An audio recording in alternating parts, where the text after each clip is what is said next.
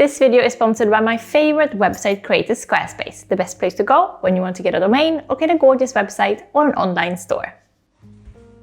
So there's one thing that's been on my mind this year, like throughout the whole year, and I feel like I really just want to kind of sit down and talk about it and sort of get it off my chest. It's like cathartic for me to have you lovely people to work stuff out together with. So the thing I want to discuss with you is like an urge I have, like an incredibly strong feeling to just make my life a non-violent life, to like have as little violence around me as possible. And the more I have this in like the back of my mind, the more I realize just how much violence we're fed on a daily basis, and that like violence is often portrayed to us in a favorable light, you know, as a positive force in the world. So I'm just honestly shocked and stunned how violence is used in media the more I notice it. So what I'm after is like a life of gentleness instead. Because obviously I've been a vegan for more than 15 years, and the reason for that is non-violence. Like I can't bear it the way we're treating animals in the food industry. So yes, being a vegan is great for the environment and, you know, for your health and all of that, but that's not why I'm a vegan. It's because of the like animal abuse aspect. And that's also why going vegan is for me like the best thing I've done, since it's making me feel like I'm taking one like big, quite tangible step towards non-violence as, you know, a lifestyle. So I've been thinking about this thing of like excluding violence from my life as much as possible for really a long time now. But this year especially, it has felt like a crescendo, like I'm pondering it much more than normal. It's weird because like the first social rule we learn as children, like already before preschool, is that we're not allowed to use violence like ever. So we're taught that we can't hurt each other first, you know, right before being taught that we have to say please and thank you. Like that's rule number one. So I don't know what happens later in life to make us feel like we can break that one unbreakable rule. But I think that maybe the weirdest and most impactful thing that happens is that somewhere along the line of growing up, we start seeing violence as entertainment, and it kind of like colors our view of violence as a way to solve problems, if that makes sense.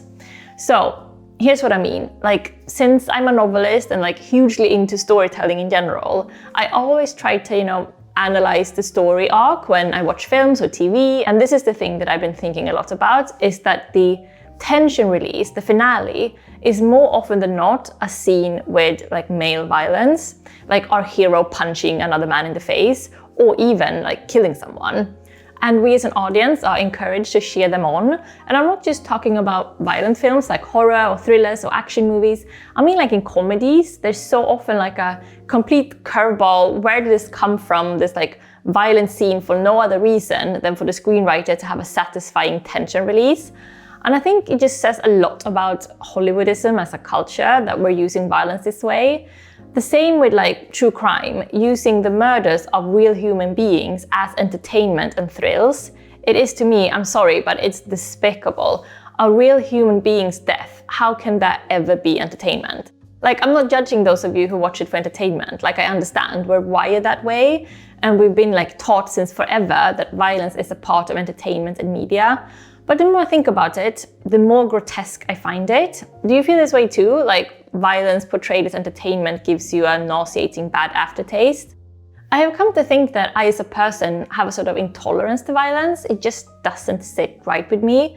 That being said, I've of course had like violence around me on like the schoolyard, that kind of thing. Oh, and also I used to go fishing as a kid, being taught by adults to see catching and killing fish as a game or like entertainment, which to me now as an adult is just utter insanity. So nowadays I'm just like actively choosing to consume less violence, both in media, but also, you know, like in my actual diet.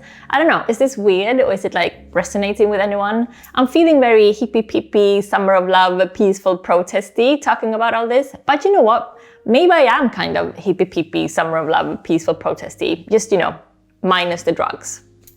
I listened to a podcast interview with an author a while back, and I'm sorry, but I can't for the life of me remember who the author was.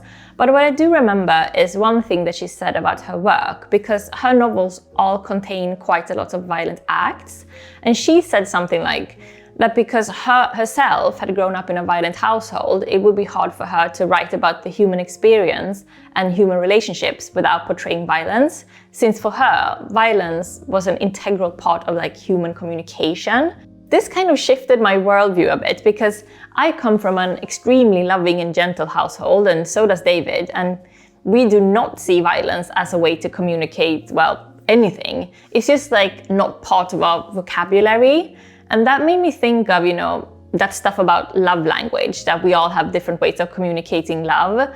So maybe we also have all like different conflict languages. For example, when David and I have an argument, we behave so differently.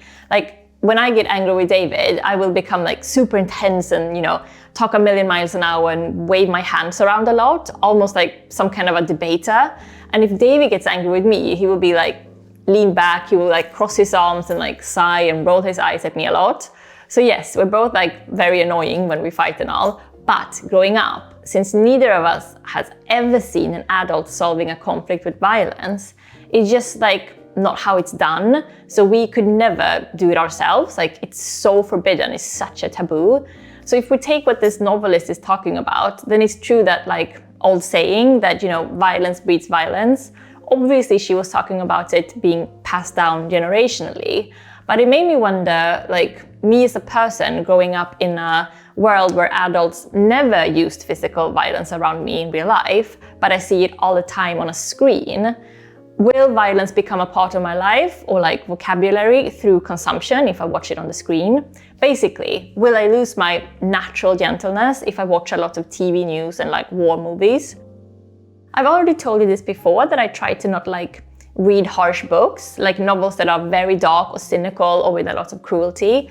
Like I can get quite devastated by stories like that. So I instead try to actively choose books and films and TV that will like vibrate on the same level as my own gentleness.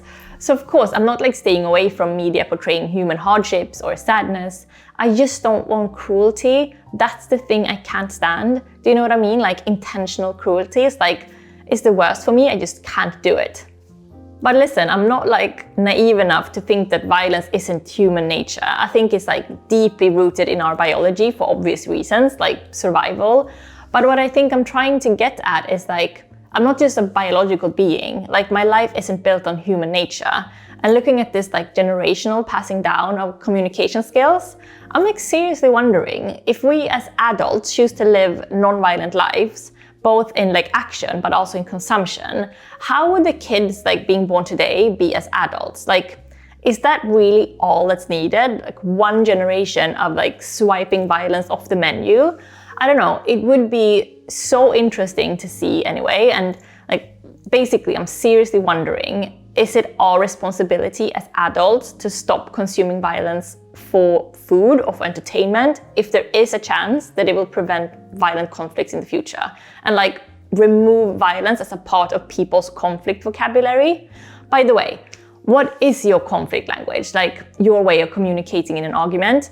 I think it's like quite hard to change because it's such a like a knee-jerk reaction, isn't it? But I find it incredibly interesting, and I wonder how much of it is like learned behavior and how much of it is just like how we're born and like our personalities. And so this is all something that I just wanted to talk to you about because I really, really want your take on it. And like, are you also feeling so exhausted by trying to live a gentle life in such a harsh world? And do you also feel like you're happiest when you like actively choose to reduce the amount of violence you consume or surround yourself with? I mean, it is a season for kindness and empathy and all that, and that's really all I want. I'm like a pageant queen. I want like peace on earth. I want us all to be like gentler with each other, and I want to be gentle too. So I'm going for it. Next year, I will be gentler than ever. I'm on a mission to become a true gentlewoman. Oh, the politeness that I will treat my fellow women with, you just wait and see. Because seriously though, if violence really breeds violence and hate breeds hate, I choose to like not be one of the breeders. Now, do you want to create a beautiful site and maybe start your own blog? If so, you should definitely do it with Squarespace. Listen to this, with Fluid Engine, a next generation website design system, it's never been easier for you to unleash your creativity. So you start with an incredible template and customize everything by simply dragging and dropping. It seriously couldn't be easier.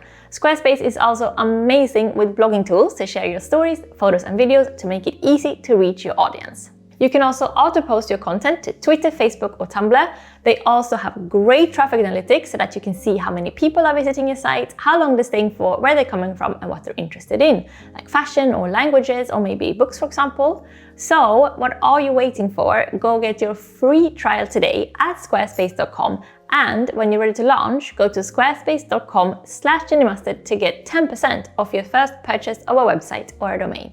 That's it for me today. Thank you guys so much for watching, and I can't wait to talk to you in the comments. And yes, happy holidays to everyone. Puss puss!